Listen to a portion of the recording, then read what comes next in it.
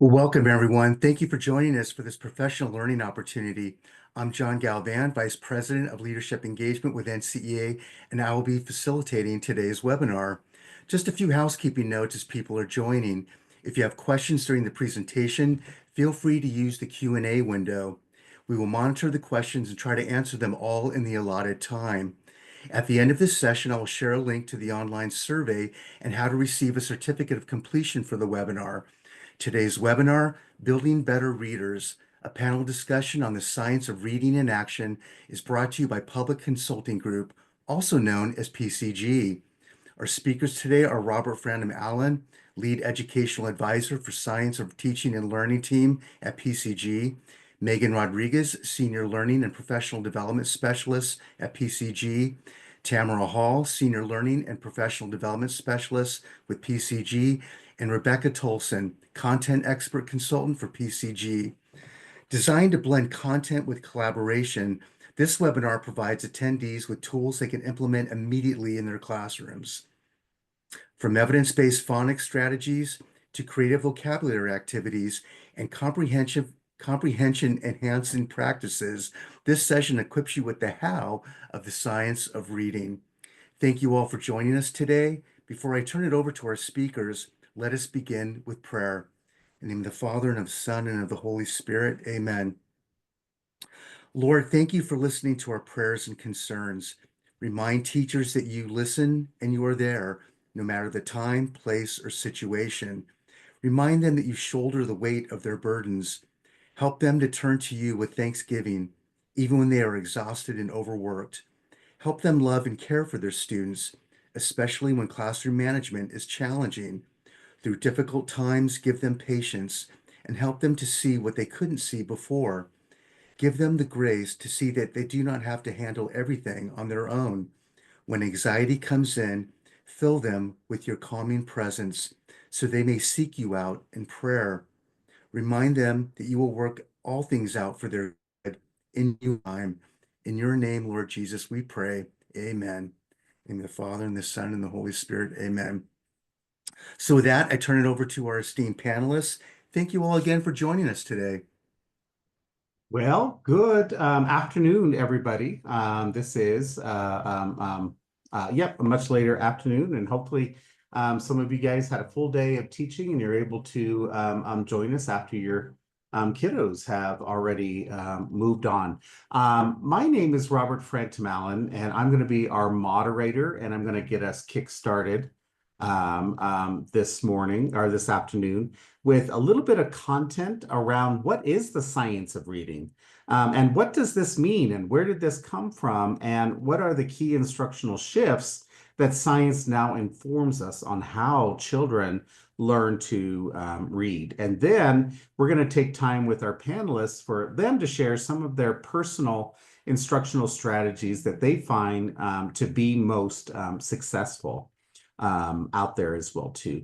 So what I want to do is take a little bit of time and have each one of our panelists introduce themselves and tell us a little bit more about your background and how you came to be so interested in the science of reading. Megan, I'll go ahead and start with you. Sure. Thanks, Rob. My name's Megan Rodriguez, and I have a background as a special education teacher, dyslexia teacher, national structured literacy trainer, and had the wonderful opportunity to work with students through adults in learning how to read and kind of basic literacy practices for them as they went through that journey. I also am a certified academic language therapist, as well as a structured literacy dyslexia therapist. So everything I've taught and do falls into that realm of the science of reading. I'm in Nashville, Tennessee, and I'm excited to be here with you today. All right, Rebecca. Hi, good afternoon, everyone. I'm Rebecca Tolson, and I am my area of specialty is structured literacy and dyslexia. I started out as a 5th grade reading teacher, general education, and that's where I discovered that kiddos in 5th grade, not all kiddos in 5th grade, can learn how to read or know how to read well. So I started my journey of continuing education in this area, trying to help my students better. And it's been 33 years of learning for me. I got my doctorate in policy and identification of dyslexia. And I also am a nationally certified dyslexia specialist.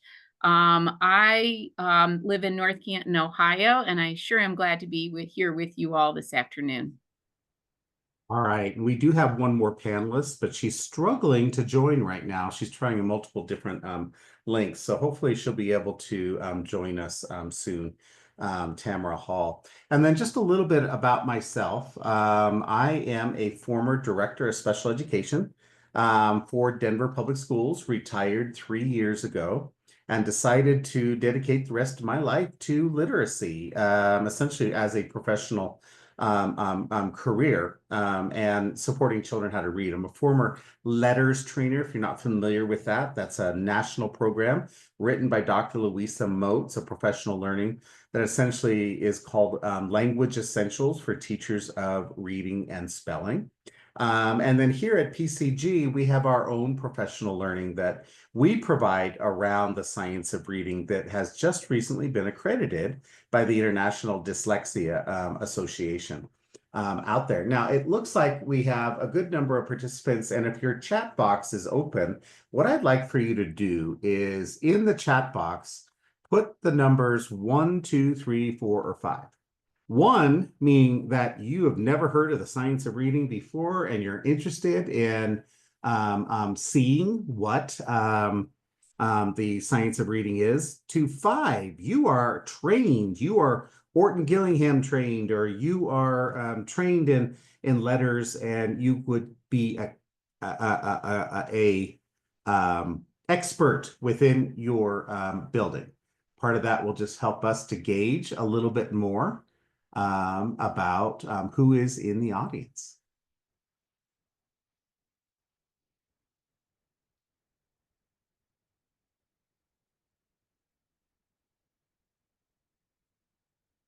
All right, so we got a good mix, a handful of people that would consider themselves to be experts, some falling in the middle of the spectrum, but still a good number of people that this is brand new information for you as well too. Well, this is good. So hopefully there'll be a little bit of something for everybody, and hopefully something new that you can take away with as well. So first, I think it's really important for us to talk about, well, what is the science of reading? What does the science of reading actually mean? And so we look to the Reading League, who has developed a definition. So let's dissect this definition just a little bit. The science of reading is a vast interdisciplinary body of scientifically based research about reading and issues related to reading and writing. Interdisciplinary means that we didn't just look to the field of education alone to see what scientific evidence supports reading, but we looked at multiple disciplines, including cognitive science and what we know about the brain and how the brain functions and how the brain learns, how we grow dendrites in our brain in order to master concepts. We look at educational psychology, who understands those psychological processes that are involved in learning how to read. We look to the field of speech-language pathology because they are the language experts out there, and they have studied language a lot. And quite frankly, they know what it takes for a student to learn how to read. We've even looked in the fields of dyslexia study, deaf education, because believe it or not, what works for students who are deaf and hard of hearing probably works for many, many students because of a strong multisensory approach. So this is one thing that is very important to note, in that the science of reading is multidisciplinary, and it is scientifically based research. And a lot of that really comes from the National Reading Panel. National Reading Panel took every single piece of research ever done in the English-speaking language and put it through a filter. And the only thing that got through the filter were those that met the requirements of being a scientifically evidence-based research study. So that meant a lot of studies, but not everything made it through that filter. And so by applying that strict standard of scientific evidence base, we now have strong evidence to show that this is how children best learn how to read. This research has been conducted over the last 5 decades across the world and is derived from thousands of studies conducted in multiple languages. Science reading has accumulated in a predominance of evidence to inform how proficient reading and writing develop. So why some have difficulties and how can most effectively assess and teach and therefore improve student outcomes through prevention of and the intervention for reading. Why is this important, particularly for Catholic school educators, right? I do believe that, there have been some changes in policy around Catholic education that says everybody deserves a right to a Catholic education, regardless of whether you have a disability or not. And so what is probably going to be happening is you're going to see an influx of more and more children that have diverse learning needs that have been historically within the Catholic school education. And so in order to prepare our teachers to teach them, it's really important that we ground our practices in the science of reading. And you need to know how to read the words so that you could read your Bible, you can read scripture, you can read those other pieces. So that's a very important value, particularly for a Catholic school education there as well too. A couple of instructional shifts that is informed by the science. These are a couple things. Some of it may be new to you, some of it may not be. The first thing is learning to listen and talk is natural, but learning to read and write is not natural. As a matter of fact, learning to read or reading is a relatively recent phenomenon in society. Over less than 200 years have we really been actively teaching reading to our students, primarily through the school system. Prior to that, only elite few were actually reading and developing those reading skills. Quite different from math. Math is actually quite natural. All mammals in the animal kingdom have the ability to do mathematical calculations, but reading and writing must be taught. But in order for that to happen, language must be the foundation for all of our instruction in school. If a teacher talks, they're teaching language. And so everybody is responsible for the development of language in our children. And this must be taught explicitly. The English language is not intuitive. There are 6 reasons for a silent E at the end of an English word. How many of you feel like you can rattle off those 6 reasons for a silent E? We find that somehow got lost in our curriculum for the longest time. And now we have generations of adults that never knew this was an actual rule of the English language. Like, in the word cake, the E pinches the A, so it makes the long A sound. But in the word chance, the E is making the C make the S sound, not the K sound. And it's a word of French origin. So you can't discover those rules on your own. But once you are taught those rules, wow, you really improve your chances of becoming successful in literacy development out there as well too. Language has many components that must be a part of our schooling and include direct instruction. So for example, phonology, which is the study of speech sounds, right? So yes, we should be teaching the speech sounds of the English language because that will prepare you for reading and also prepares you for good diction skills. Orthography, the spelling system of language. Morphography, which is the study of the smallest meaningful units, that root word prefix. Syntax, that's teaching both written and oral grammar. Semantics, which is increasing your vocabulary, your phrasing, your figurative language. Sentences. What this essentially means is language is what we are all teaching in school. Doesn't matter if you're the PE teacher or if you are the science teacher, or you are the English language arts teacher, we are all teaching a language. And the more and more we develop an understanding of language, the more successful we're going to be at literacy. And so, yeah, that means we do teach the speech sounds of English now. The study of phonology becomes a very important part in school. Oftentimes, this was delegated to a speech-language pathologist, and a speech-language pathologist would work with kids that have articulation errors. Well, what we now know is the work that a speech-language pathologist does is actually something that would benefit all children. There are 44 speech sounds in English, and when the students know those 44 sounds and how those sounds are formed in the mouth, the correct pronunciation of those sounds, and what those speech sounds look like, making it multisensory, they are prepared for developing phonics and spelling skills. So, for example, we talk about the letter B that's represented by the sound B. Well, both lips come together, the voice is turned on, the sound explodes out of the mouth, right? So it becomes tactile, you're feeling it. You're seeing the explosion and you're hearing the sounds that it makes. And you're also feeling the vibration of the throat when you say b, b, b. As children learn this, they are understanding those speech sounds to, one, improve their enunciation, and two, it's going to be a lot easier when they go to match speech sounds to letters and letter combinations. Orthography, this may be a term that is new to you. It shouldn't be, but unfortunately not something I hear a term that many professors use. But orthography is really the study of the spelling conventions of language. And yes, English has spelling rules. And what I call the real rules that most of us have never learned. I before E except after C, and when two vowels go walk and the first one does the talking.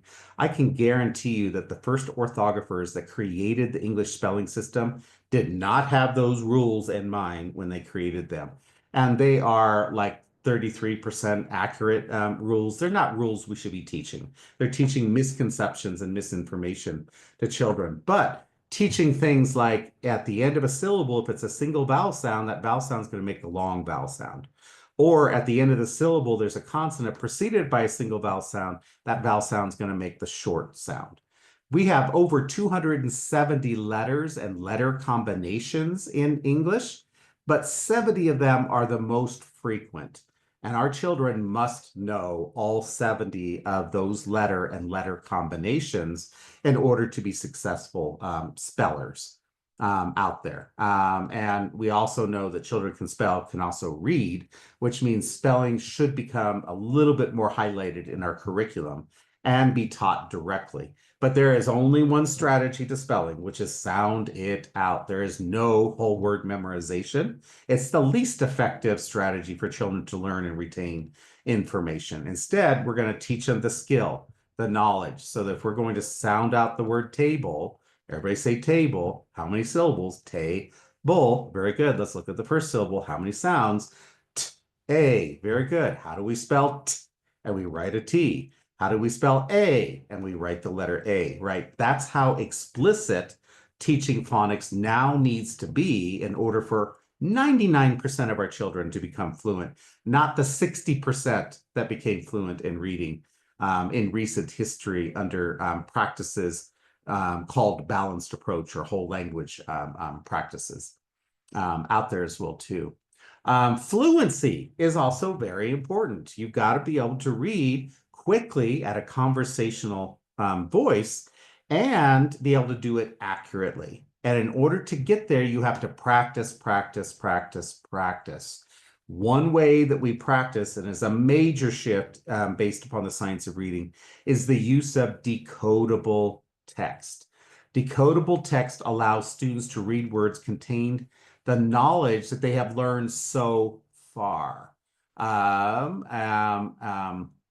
And they need to read that text multiple times in order to become fluent in their reading. And so the days of leveled text are long gone. There is no scientific evidence to support the use of leveled text. Matter of fact, I was talking to a client the other day who has been very successful in the implementation of the science of reading. in her school district, and they are collecting all of the level text and are joking that they're going to have a burning of that because it's not supporting and moving them along. Now, decodable text also has some criticisms. It's boring. It's not interesting. It's not authentic text. Well, it's not supposed to be. It is supposed to be something that you practice with. So think of it this way. When you take your piano lessons, did the teacher put Beethoven's Fifth in front of you and say, let's start tapping it out? No, probably started with Twinkle, Twinkle, Little Star. Is Twinkle, Twinkle, Little Star great music? No, but its purpose is to develop the skill until you are fluent so that you can be successful in reading. Vocabulary is so important. A lot of people don't know that English has the largest vocabulary in the world with well over 1 million words. The second largest language is Russian with only 400,000 words. What does that mean? That means English is very precise. Students must understand the finite differences between words with similar meanings. So for example, there's a vast difference between the word cold and frigid. Right? And so it really means we have to teach a lot of vocabulary. Matter of fact, research indicates we need to teach children 3,000 to 4,000 new vocabulary words per school year. In a 180-day school year, that really means 16 to 22 new words taught every day.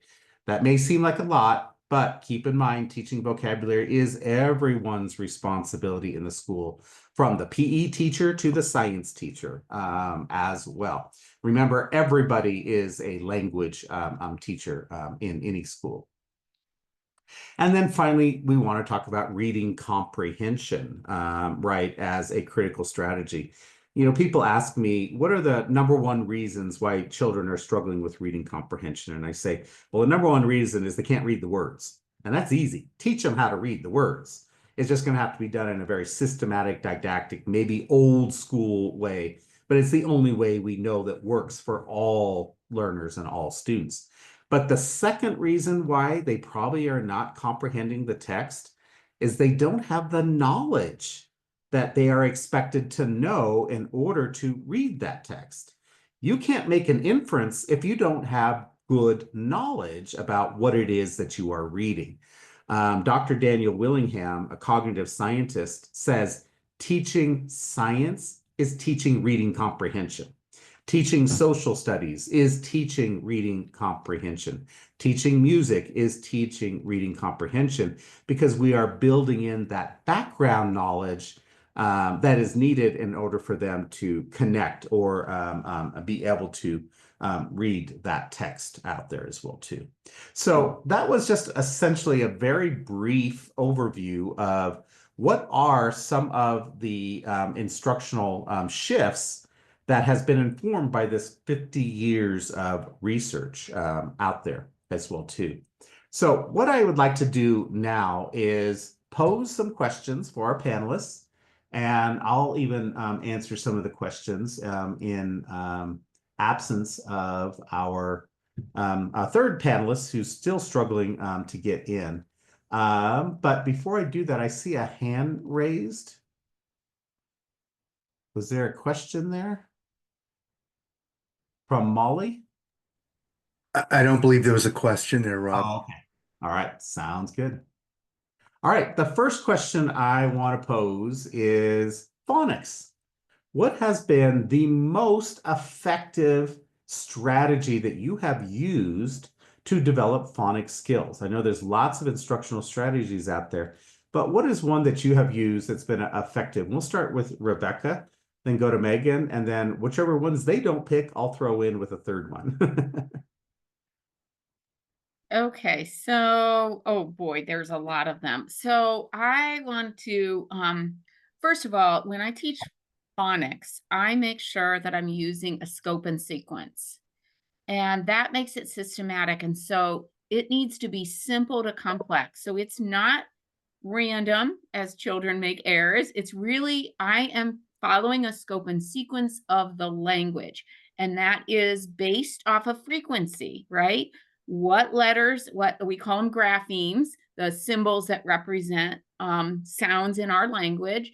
And so those graphemes, which ones are frequently taught, right? So kids need those right at the beginning. I also want to say that I teach, when I teach phonics, I teach how the concepts of how those the letters and the sounds are put together to form words, right? So it's not just the letters make the sounds. That's not really all that phonics is. So when we do that, we also teach, hey, when I put these together and I have that pattern, and we call them syllable types, when I have those patterns, this is what the vowel will say. And so my strategy, I do need to teach each individual grapheme and phoneme correspondence, which is our simple definition of phonics, but I also want them to know those letters automatically and the sounds, frequent sounds for those letters automatically. So I'm going to wrap up here because I could go on forever, but I like to use sound decks, right? I like to have them quickly identify that over and over. So I might have letter decks that they can give me keywords and sounds. And I might have word decks that I put simple words together so we can build automaticity and fluency. So I'm going to pass it off. Okay, I think that was passed off to me. Yes. So this actually was already touched upon in the presentation, but I think it's something that I have found was just such a huge part of instruction when teaching kids and adults how to read, how to spell, and that's what are called articulatory gestures. So what is happening with the mouth and being very specific about what the sound is. There's not a lot of gray, and like it could sound this way, and if this person says it and it sounds this way, if someone else says it, there really should be a very structured way to teach it, but also to make the sound. So for instance, there's a very big difference between b and b. There's a very big difference. We're hearing two sounds now. When we hear b, we're hearing b. Also just making sure that students can really articulate those sounds, understand what the mouth looks like. I found using mirrors, if there were students that did struggle with that, a lot of students could catch on to it, but the ones that really struggled, a mirror was super helpful to be able to kind of see what was the articulation in the mouth, what does it look like when I'm making the sound, and how does and look different, even though they sound very similar. So that was probably my favorite thing. And I think even as Rob said, it kind of lends itself to speech pathology. I know even, teaching, I'd always have the speech pathology person come over and ask, what are you doing? You sound like what you're doing with my kids, And so there was a lot of alignment kind of with how do we articulate, how do we form words, how do we form sounds, and really saw it to be very powerful for kids and adults alike. Yeah, some amazing ideas and thoughts there as well too. Essentially one of the heart of what we're getting at is developing their understanding of what we call the alphabetic principle. The alphabetic principle is for every letter or letter combination or grapheme, then there is a sound associated with that. And that's why sometimes you'll find strategies like orthographic mapping or phoneme grapheme mapping. It's like a little grid. And you first listen for the sounds, and maybe you might put a marker in each one of those boxes for each sound you hear. And then you go back and you actually write the grapheme that you learned associated with that sound. We're currently working with a young lady right now. I've been tutoring for the last 2 years. She's a 4th grader who is in special education and has a family history of dyslexia and clearly struggles with hearing the difference between eh and I in the word pen and pin.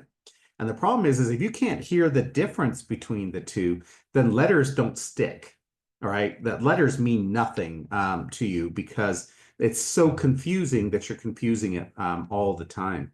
She also had some letter reversal issues that were going on as well too. And one of my favorite strategies, and this actually comes from a program called Spalding, Writing Road to Reading. Ronalda Spalding was a student of Orton Gillingham. Dr. Samuel T. Orton and Anna Gillingham. And what she kept telling them is, great, the kids can read, but they can't necessarily spell. So she does a accelerated phonics program that focuses on spelling. And that actually starts with handwriting. And the approach that Spalding takes is, say you look at the letter A, the kids will learn immediately the letter A can make 3 sounds. It can say a, ah. It says the short sound, a, the long sound, and ah, the tertiary sound. But they associate it with the handwriting. So then when they are learning that the letter A starts at 2 o'clock and goes around the clock and comes back up, and then a stick comes down, they're actually saying the sounds that it makes as they're associating with that motor memory that they're developing in their handwriting. So they're going a, ah.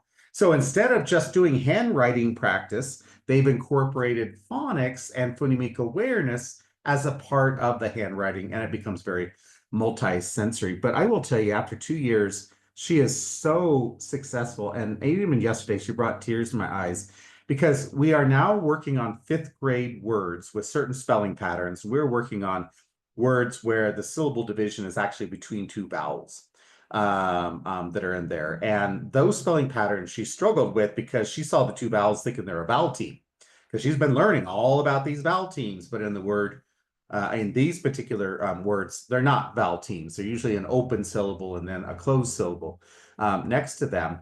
But she can identify the syllable types. She marks the syllable types. She puts the macron or brev, which is, the diacritical marks for the vowel sounds. And she will tell you, this one's a schwa because it's an unaccented syllable. And she's identified in 20 words without me cueing her or anything in this. She's got the knowledge, and that is based upon that direct instruction, following a scope and sequence, and really focusing in on learning the orthographic conventions of English. And at the very basic, the 6 syllable types will make a huge difference in children learning how to read, because now they know how to read that single vowel sound, right? Based on the position of that vowel sound in the syllable will tell you if it's a long vowel or a short vowel sound out there as well too. So let's talk a little bit about vocabulary building, and why vocabulary is so critical. As a matter of fact, the National Reading Panel only really had 4 recommendations. Their recommendations initially were phonemic awareness, phonics, fluency, and comprehension. But there was such a breadth of research just around vocabulary alone that they decided, no, this is actually very important. And they separated it out into its own category.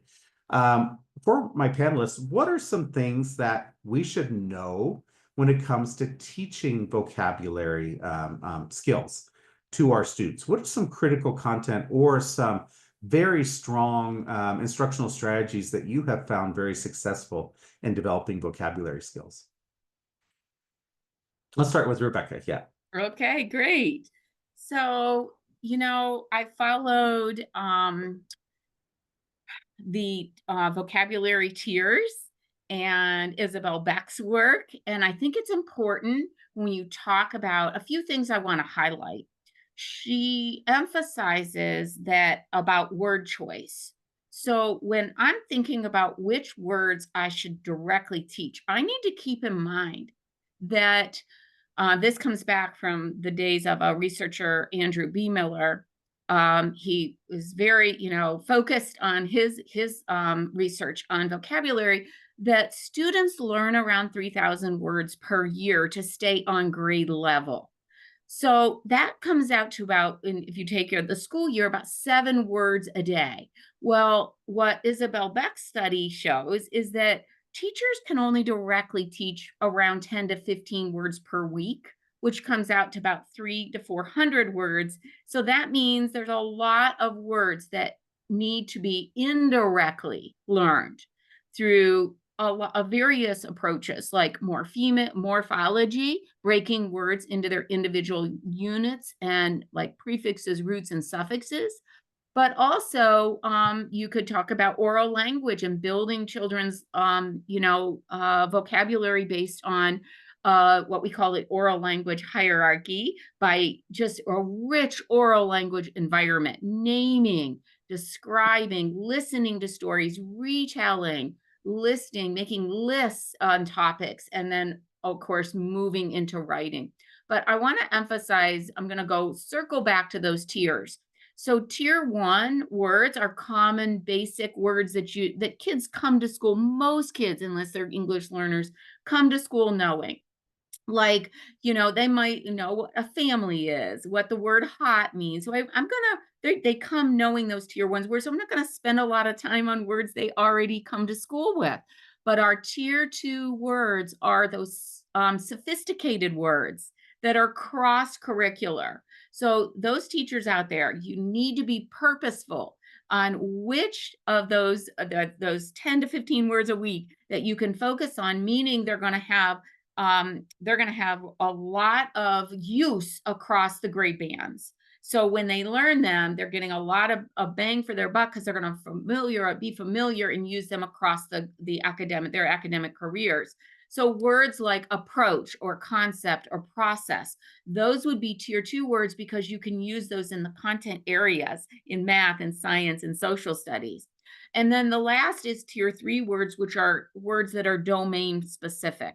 That means they're based on that particular subject or discipline, like a science word or a math word like molecule or equilateral. Those are words specific to a discipline. And what you want to do is teach them and just quickly and almost say get in and get out, right? You're not going to spend all week practicing and teaching those.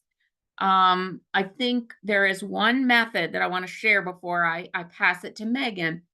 In particular, and if you have not heard of the Frayer method, there is a template out there for the Frayer method I use religiously with my students. And what the Frayer method is, it's fabulous. Is that the children will have a word or a concept that they give the definition. It's a template, and they're going to have a definition. They're going to have an example, a non-example, and then they're going to have, it's like in quartiles. And so a quarter would be listed as key characteristics and attributes. And what happens is this can be developed. You can have a picture, you can have all types of examples, but it really brings home the ideas and concepts that you are trying to get across so that they can practice them and associate them. So I have some other ideas, but I'm going to give Megan a turn. So Megan. Thanks, Rebecca. So I think kind of going off of that, and I would kind of focus in on maybe some of these tier 2 words that you're able to do something called morphemic analysis to. And these are longer multisyllabic words that many times are Latin in origin, but they have lots of meaning. So they have what are called morphemes, these small meaning chunks that are part of a 3, 4, 5 syllable word, where students are able to break those pieces apart and figure out, what does this word mean? Which we know once they know those pieces. So it could be a prefix, for instance, a suffix. Those are kind of the common ones that are initially taught. And then we have root words and, building off of those words to create new ones. And if we add "un" to the beginning, how that's not. And if we take it off, then it doesn't mean that. And so it's a really interesting way for students to engage with words and to engage again with those small morphemes, those meaning chunk units of words.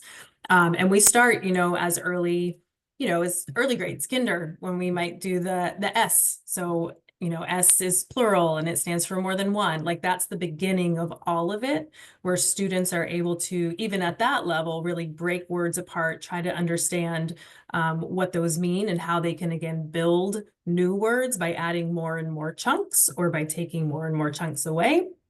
But this truly can go up into upper grades as well. I mean, middle school, high school, even adults, are able to use those chunks to identify what those words mean. And if you think of, older students, if they go through morphemic analysis and understand how they can break those words apart and how each part has a meaning, think about how that can support them on, tests that might have larger words, words they don't know, but if they know the root of that word, they might be able to figure it out. So that is a strategy that I think is really powerful for students, because they're able to kind of put the pieces together, even if they don't know immediately what that, longer multisyllabic word might say or mean. They can figure it out by those small chunks that they know. One of the things that a lot of people don't realize is that English is not a pure language. English is actually a combination of 4 languages. In linguistics terms, that's called a pidgin language. Approximately 20% of the words in English are of Anglo-Saxon descent. 20 to 30% are French. Another 20 to 30% are Latin words, and then the rest are Greek words, usually associated with science. And each one comes with their own unique spellings and unique meanings. So when you see a word that has a prefix, a root word, and a suffix, you're really probably talking about Latin-based words. And so one of the things that you'll see a movement to is getting back to teaching Latin and Greek roots in school. And that is a great way to develop vocabulary very, very quickly. You just need to understand that the prefix geo means earth. So now every time you see geo in a word, you can picture now it has something to do with earth. And then you learn the word ology, and ology means the study of. So obviously geology means, the study of earth out there as well too. So yeah, that's a very important element. We like to oftentimes say that there are 3 evidence-based practices for improving vocabulary. One is direct instruction. And both Rebecca and Megan talked about direct instruction strategies. Another is indirect instruction. And that indirect instruction comes from a variety of ways. One, elevate your language. Instead of saying class line up, scholars, move your bodies to the door and align yourself in a linear fashion, right? Means the exact same thing, but now you're introducing them to rich vocabulary that they've never been introduced to. And believe it or not, one of the evidence-based practices that has been known to improve reading or vocabulary is the read aloud. Reading aloud to students interesting, complex text that contains all of those very rich vocabulary words in it. And you might actually be surprised at the number of picture books out there and how sophisticated the language is in that. And they're hearing these words in context, and they're beginning to process that. One of the things I do is I give tours at the zoo, docent tours. And I was giving a group of first grade students a tour on habitats. And one of the concepts that we want the kids to leave with is called a niche, right? That each animal has a different niche within that habitat. So I started the tour, they recorded me, hour and a half tour. And by the time the tour was done, I used the word niche 125 times, but I never once explained what the word niche meant. But I always wrap my tour up with, well, gosh, you heard me use this word niche all this time. What does it mean? And it's amazing how quickly they all were able to answer that. They didn't need to have direct instruction. They just needed to be exposed to it multiple times in order to learn it. And then the third strategy is called word consciousness, which means develop kids that love words, that geek out about words. Words become fascinating. Words become very interesting. Words help us to communicate thoughts in a much more precise way than we ever thought. Sometimes with younger kids, it starts with introducing things like onomatopoeias and portmanteaus and idioms out there, which makes word learning kind of fun. And then once they're excited and they're having fun with it, then they are more likely to be moving forward in developing some vocabulary. All right, let's move on to some reading comprehension strategies. The one thing I talked about was the importance of background knowledge. But for our panelists, what else is important? What else must be taught in order to improve a student's reading comprehension? Rebecca. So I think about when I think about comprehension, I do think about a multi-strategy approach. And when there are many strategies to remember, but we have to provide explicit instruction in those strategies, but we want to do that almost simultaneously. So when we're teaching a student, they shouldn't be taught in isolation. And I think about using like a dialogic read aloud, like let's say. So as I'm reading aloud, I'm modeling questioning, I'm pausing, and I'm predicting. What is going to happen in this story? What is this really about? Because I know that the title leads me toward think this. Is that really what's going to happen? So I'm thinking out loud with my students. So I am modeling as I'm reading aloud at maybe a higher level. I always like to read aloud a year or two above that student. So they're exposed to more advanced syntax and grammar, compound sentences, complex sentences. But for strategies for developing metacognition, and remembering and understanding what they read, I'm thinking through and modeling that. I'm clarifying my questions and asking questions aloud and then summarizing. So when I think about that, I'm doing that all at the same time. So I want to do as many of those in a read aloud as possible. I'm thinking about modeling in a gradual release to my students where maybe we're doing it together where they're more involved and then independent.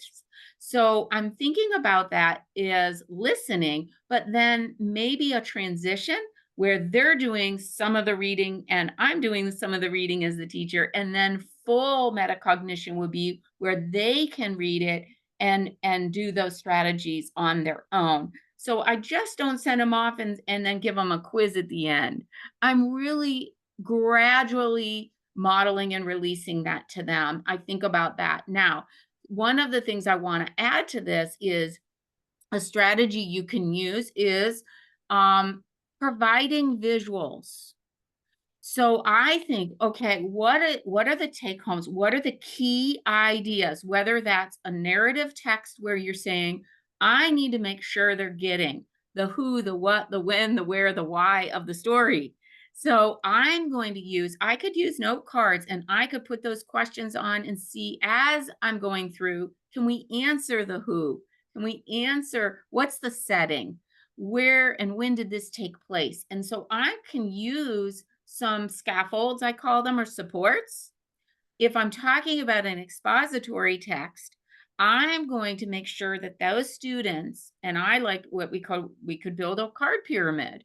And we could say, all right, the subject up here, and I'm going to build that with them. What's the subject of this expository, whatever the topic is? And then I am going to, the subject and the main idea, and all those supporting ideas and details can go underneath. And I would build a pyramid with that structure. So those are multi-sensory where they could move those around. Now, what I love about that card pyramid is the fact that they could take those cards and put them in their hands in order and then summarize and retell. So this is something that eventually I want them to visualize metacognitively. But in the beginning, as I'm teaching them how to do all of this, I would do it as a support. I can use pictures. I really, really love to anchor those visuals, and eventually they're going to visualize in their mind. So Megan? That was great, Rebecca. And I think there was a lot of things you said that are also some of my some of my favorites. I think I feel like I'm very much about kind of that entry point. So where do you get in that entry point, your access into kind of what comprehension's about? And one of the things, Rebecca, you kind of touched on it, I don't think it was your total strategy, was the idea of text structure and teaching the difference between those. Not necessarily, I won't go into how you do it, but just the idea of setting the stage for students that there are different kind of texts and we read for different purposes. And there's different things and elements that you're going to be looking for if you are reading a narrative versus an expository, or maybe even argumentative, whatever it might be, but really digging into what do those look like? What do those sound like? What will you have dialogue in one versus the other one you might not?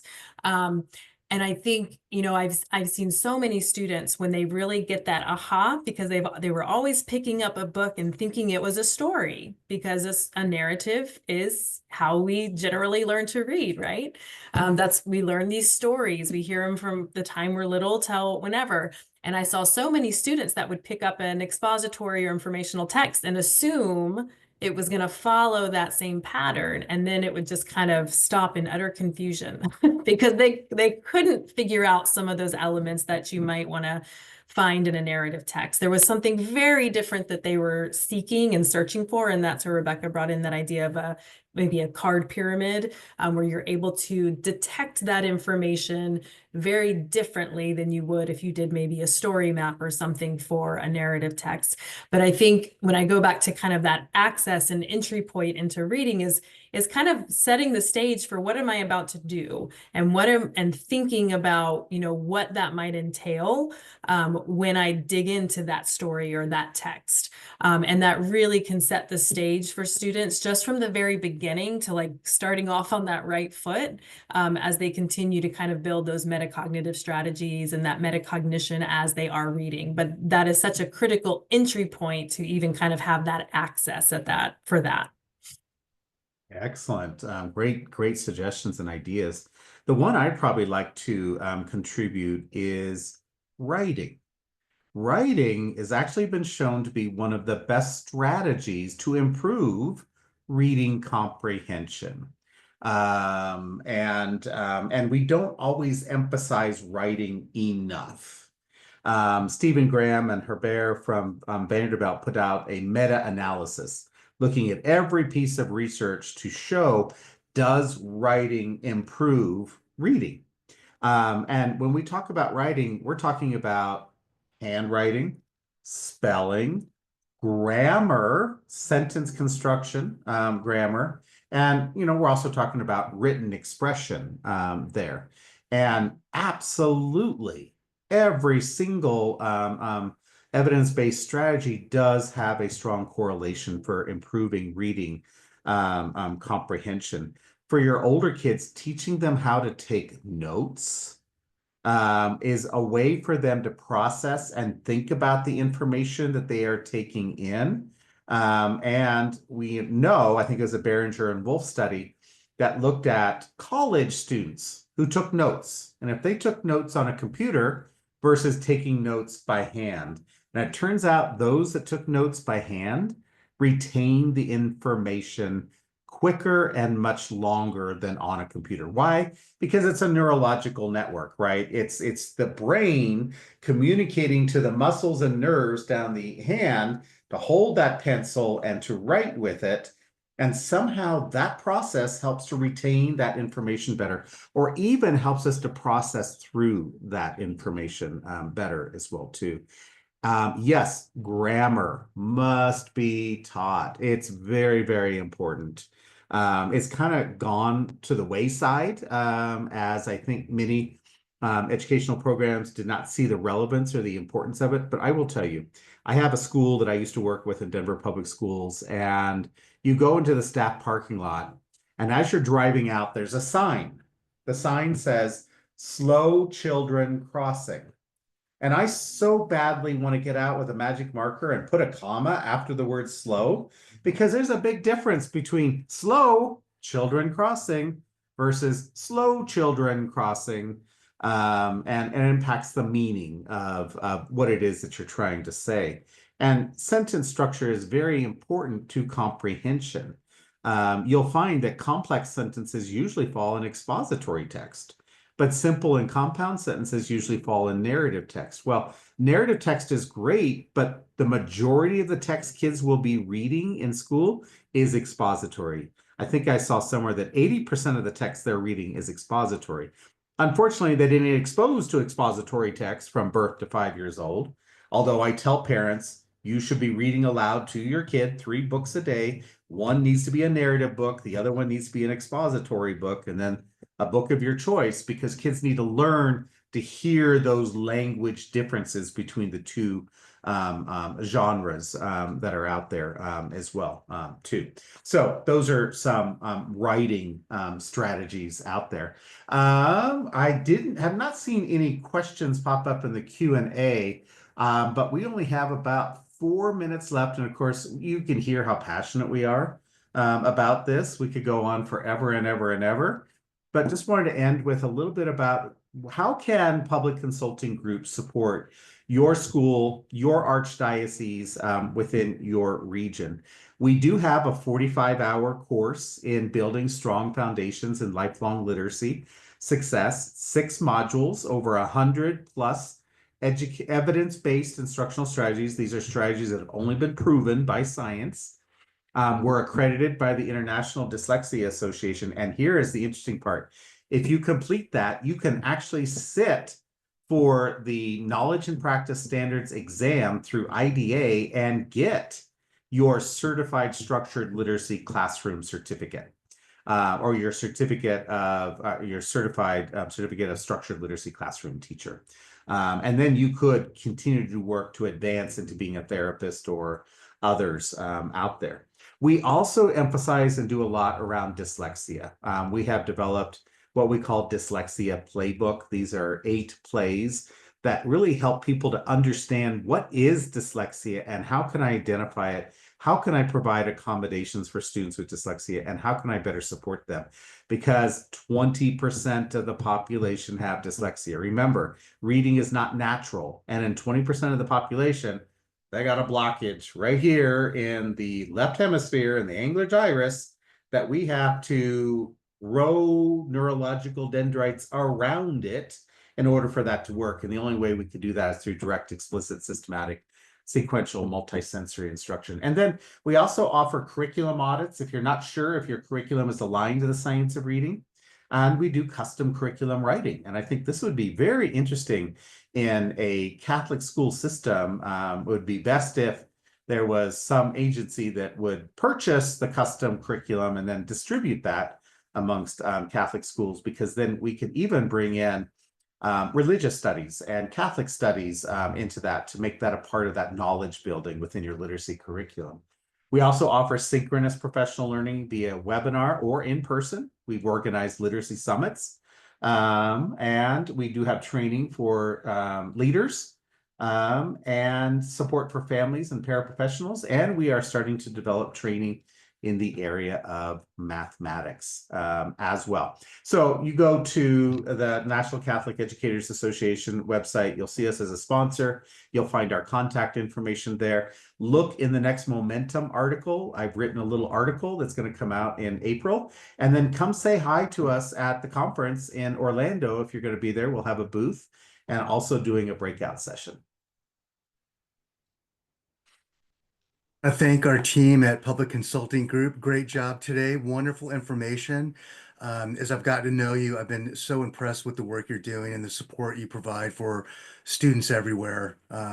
Thank you. And thank all of you for attending today's NCA webinar. NCA continuously strives to improve the quality of our services for our members based on feedback. We'll use your input to inform future work and improve our services. In the chat box, you'll see a survey. I do encourage you to complete that. It should take you only about 5 minutes to complete. So go ahead and grab that and complete the survey. If you're interested in a certificate of attendance, please include your email address and name at the end of the survey. Since your certificate will be sent via automated email, please check your spam box if you do not see an email within a few minutes. Again, we want to thank our panelists. We want to thank all of you who attended today. God bless you for all you do for all those you serve.